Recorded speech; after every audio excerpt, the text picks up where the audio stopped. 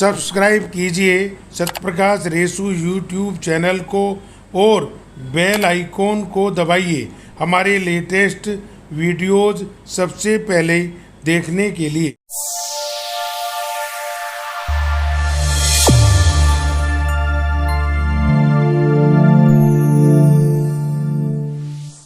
गुनगुनाते रहो, गुनगुनाते रहो,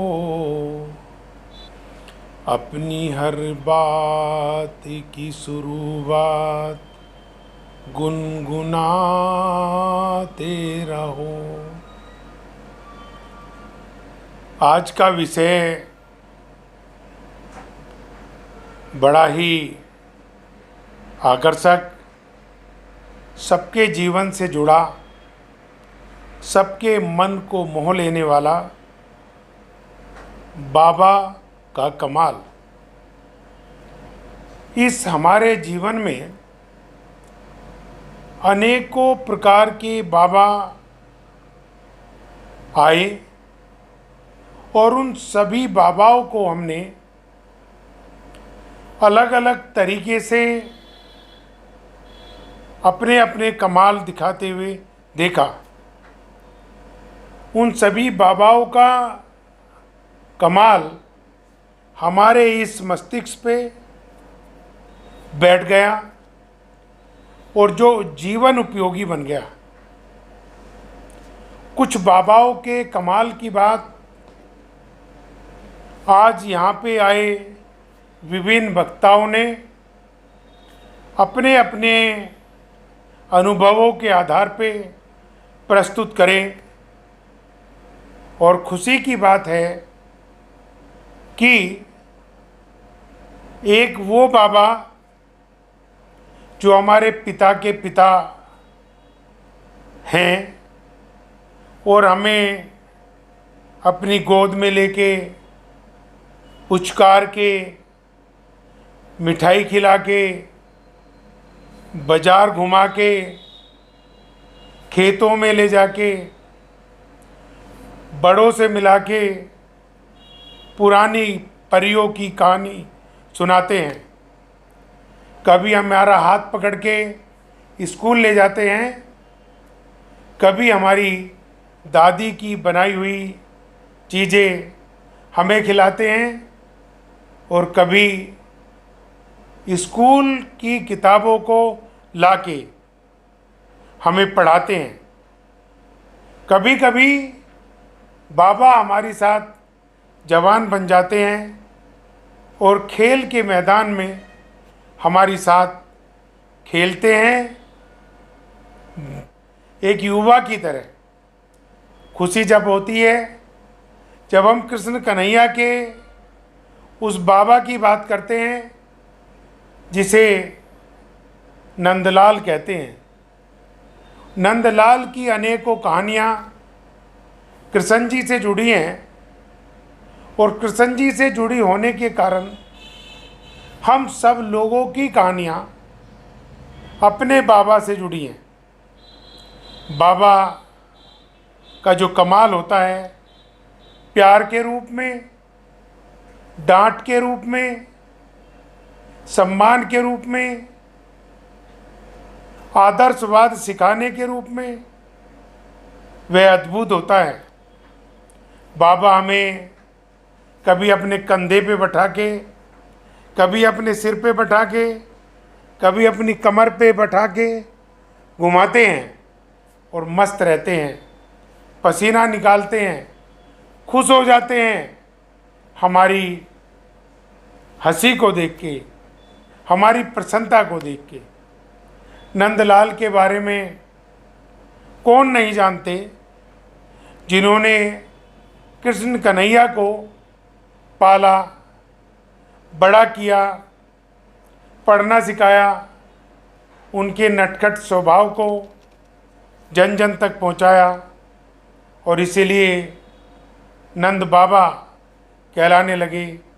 कभी कृष्ण कन्हैया उनकी मूंछ पाड़ते थे, कभी दाढ़ी पकड़ते थे, कभी मक्खन चोरी करके खाते थे, कभी गौवों के साथ घूमने चले जाते थे, कभी यमुना में स्नान करने चले जाते थे।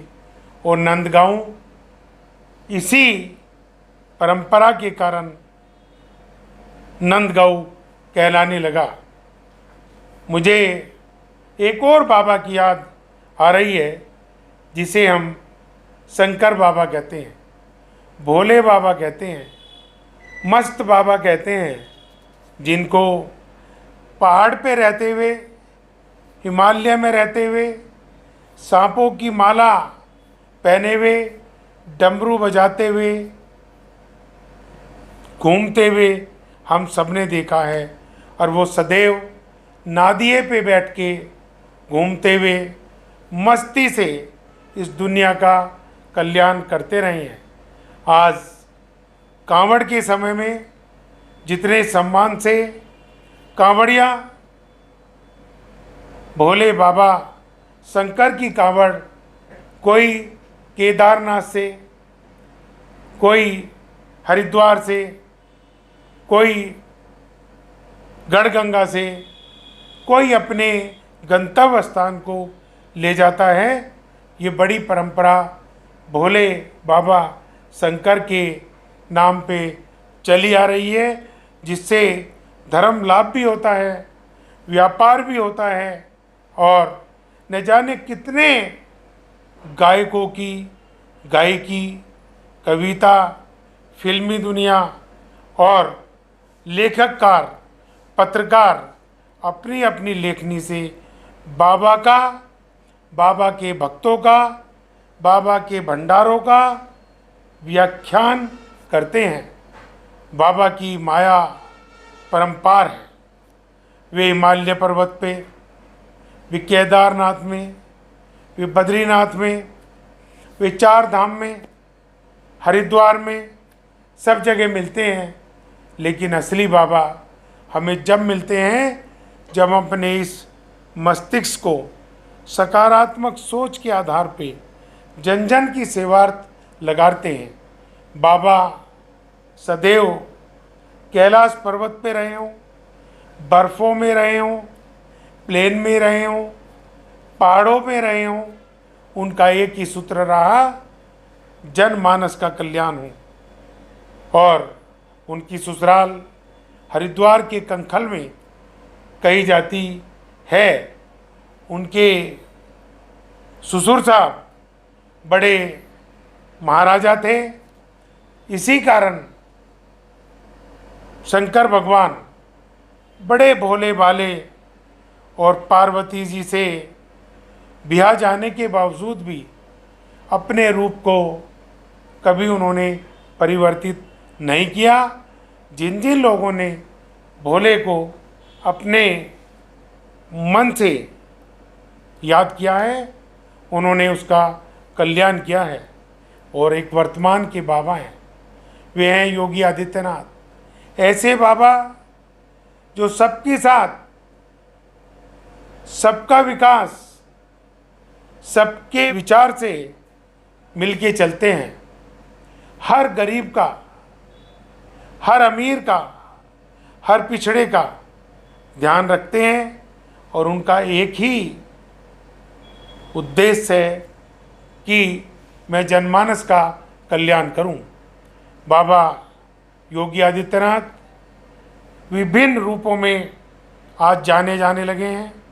जो लोग गुंडागर्दी करते हैं, जो महिलाओं के साथ छेड़छाड़ करते हैं, जो राष्ट्रद्रोह के काम करते हैं, जो काम नहीं करते, उनके विरुद्ध बाबा का बुलडोजर, बाबा का कठोर नियम, बाबा की कठोर तपस्या हमें देखने को मिलती है। एक ऐसे बाबा जिन्हें अपने अपने बाबा के रूप में देखा, एक ऐसे बाबा जिन्हें हमें नंद के रूप में देखा, एक ऐसे बाबा जिन्होंने हम शंकर के रूप में देखा, और एक ऐसे बाबा जिन्हें हम योगी आदित्यनाथ के रूप में देख रहे हैं। वे भले ही उत्तर प्रदेश के मुख्यमंत्री हों और 4 बार सांसद सदस्य बन चुके हों, परंतु उनके त्याग को, उनकी सेवा को, उनकी सोच को उनकी वैभवता को हम अपने शब्दों में व्याख्यान नहीं कर सकते, क्योंकि उनकी जितनी बड़ी सोच है उससे बड़े वो काम करते हैं और किसी को भी गलत काम करने की अनुमति देते नहीं और अच्छा काम करने वाले को वे हमेशा प्रोग्रेस प्रोग्रेस प्रोग्रेस देते हैं। जो लोग धर्म के नाम पे अत्याचार करते हैं, जो भ्रष्टाचार करते हैं, जो प्रदेश को और देश को आगे नहीं बढ़ने देते, जो आतंकवाद फैलाते हैं, उनका जवाब बाबा योगी आदित्यनाथ हैं। एक समय था जब इस देश के अंदर, इस प्रदेश के अंदर अराजकता विभिन्न लोगों ने फैला रखी थी, लेकिन आज समय है योगी आदित्यनाथ का, जहाँ बिजली भी आती है, जहाँ शिक्षा भी मिलती है, जहाँ उद्योग भी चलता है, जहाँ रात को 12 बजे कन्या और महिलाएं स्वतंत्र रूप से अकेली जाती हैं। हमें भी आश्चर्य होता है कि वो उत्तर प्रदेश और अब का उत्तर प्रदेश, जो बाबा का उत्तर प्रदेश कहलाता है, जो योगी आदित्यनाथ का उत्तर प्रदेश कहलाता है, जो भाजपा का उत्तर प्रदेश कहलाता है, कितना सुंदर, कितना हरियाला, कितना भ्रष्टाचार से मुक्त, कितना पर्यावरण युक्त है, देखने बनता है।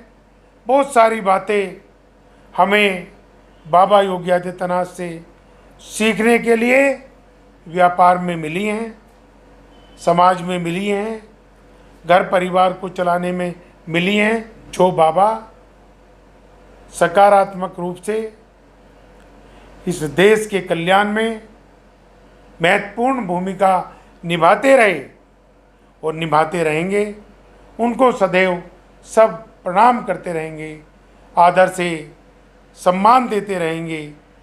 और जो इस देश के शहीद हैं, वे भी उनके प्रति सदैव श्रद्धा का भाव रखते रहेंगे, क्योंकि हम सब शहीदों के प्रति बाबाओं की प्रेरणा से सम्मान रखते हैं, श्रद्धा रखते हैं, आदर रखते हैं।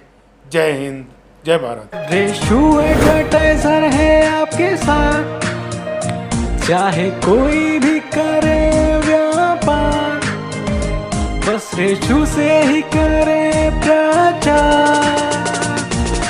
Reshu advertiser, Reshu advertiser, Reshu advertiser. मेरे भाइयों व बहनों, आप सभी को नमस्कार, शुभकामनाएं।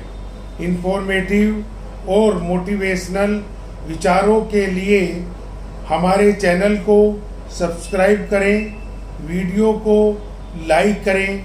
किसी भी प्रकार के सवाल जवाबों के लिए कमेंट करें और हमारे सभी सोशल मीडिया हैंडल्स को फॉलो करें, जिससे आपका सहयोग हमें जन जन की सेवा करने को प्रेरित करता रहे। सत्यप्रकाश रेशु अग्रवाल, आप हम सब, जय हिंद।